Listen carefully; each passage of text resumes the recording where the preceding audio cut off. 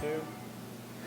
Hey guys, it's Devin, and I'm here out in the field now. We're jumping from the classroom out to the field, and I'm here with a seller that we're looking at getting their home prepared. And I just wanted to talk to you about the things that we specifically do right from the curb all the way through the house. So let's talk to our seller and take it to the next step. Devin, hi, it's good to see you. Good to see you as well. Yeah, Thank you so much. Of course. So we're here, and what we're doing with Tammy is we're just going to walk through the process of getting the home ready right from the curb, and just kind of talk about all the things that make what we call curb appeal, and then all the way through the house and kind of create the perfect opportunity.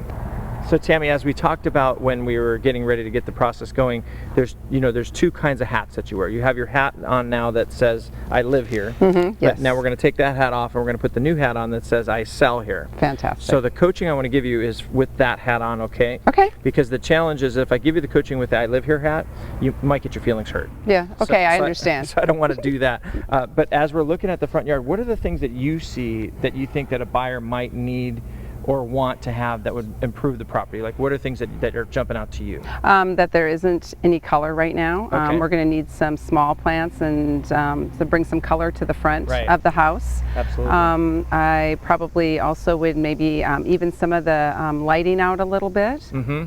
I also can see we need to repair a screen on the upstairs level. Yep. I would also probably trim up the palm trees and get those taken care of, and make the grass a little bit brighter. I think there's some patches that are probably either underwatered or overwatered, and maybe have to take a look even a little bit deeper at that too. Yeah. And so just a few other things to add to the list would be obviously mulching, getting the flats of color in there, and then adding some nice mulch. Sometimes the brighter mulch colors work really well. Sometimes just the tans and the browns work good. I mean, with the home colors the way it is, we're looking at probably just trying to add a little bit of flash of color. The bender board around the grass area probably needs either a more specific layout and some weeding in the to separate for the grass from the planting areas. There's some other things that are in that front area that might be a good idea, like adding a new plant in the middle there to try and bring some pizzazz to that opening area there, because it's really nice and it's just all one level right now. So if we can add a couple of levels, that would really make a big impact. Also, if you if you look at some of the plants are really mature, so possibly replacing some of the mature plants with some fresh brand new ones, some flax or some other things that might add some colors, like some reds. Like if you had a red flax in the front here, that might stand out really nice. Also, I'm over here on the driveway, I'm noticing some rust. That can sometimes come off with power washing, sometimes with bleaching, sometimes not at all. So we just kind of have to see if it's worth putting a little energy in there. And then also power washing might be another great thing to consider. Okay. Over as we look at the center area here, Tammy, the thing that I'm noticing is that we've got that really cool lava rock that's there, and that kind of dates it. It says that there was a time and a place that was cool, but it's not today. Okay. So my recommendation is that if you are going to change that area at all and try and bring it up to date, that we would just pop that lava rock out of there and maybe put it into a fire pit somewhere. Okay. Break it up, huh? But, even though it's a side yard, it's that first appearance that people are getting, and we really just want to make sure it feels like kind of a cathedral coming through here, where people just feel like either they can bring all their stuff, or there's plenty of space, or whatever that feeling is that a person gets when they see something that's really clean.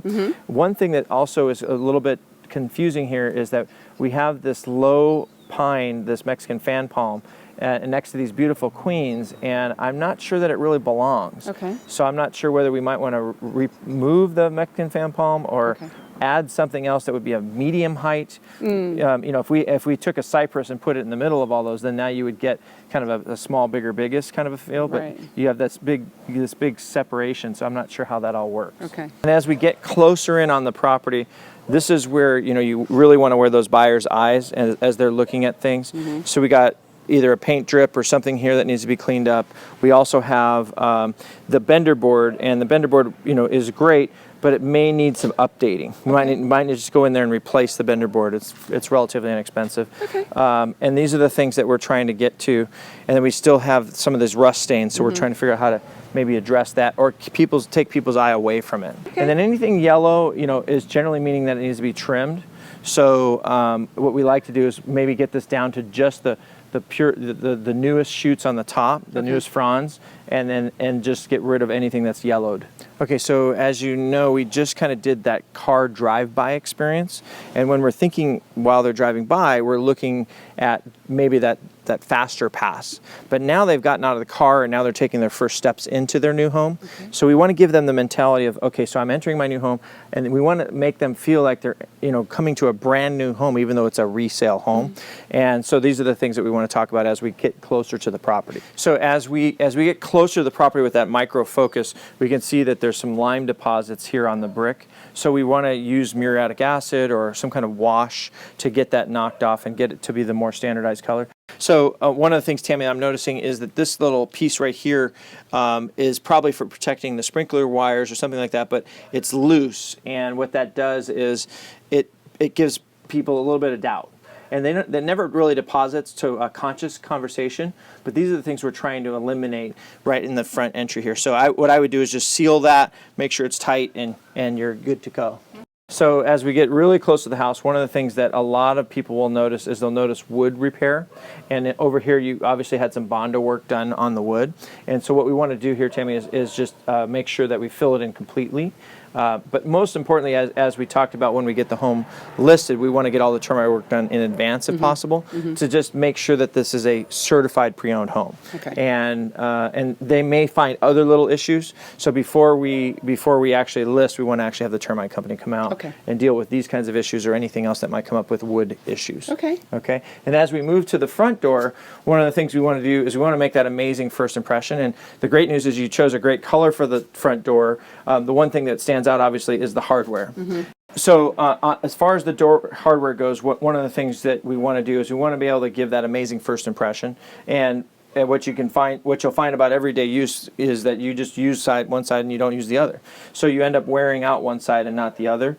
It's our recommendation that you either attempt to match them through oil rub bronzing process, or you just replace them because they're less expensive these days. When somebody grabs that handle for the first time, that's got to feel like a really sturdy welcome home feeling, because a lot of times the buyer will be the one that's grabbing the handle.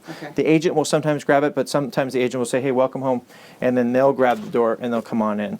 So this whole thing here can make or break that emotion, and it doesn't. Again, it's not conscious, but it's a key ingredient. Then the other thing, obviously, is just getting it clean, because that when you pressure wash and get things ready to go, these ones are by far the most important areas to spend that extra time.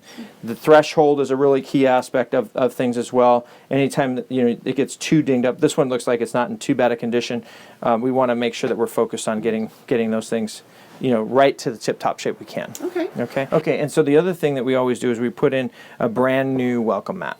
And we generally like to use something that has some color, something that just makes it feel like it's never been stepped on before. It's just all the things that we do for the psyche to help a person realize that they're in the mode of buying, and then we've told them yes and yes and yes and yes and yes all the way through the whole home. Because the average buyer only spends 15 minutes in a home before they actually write an offer. So the welcome mat is a key ingredient in that process.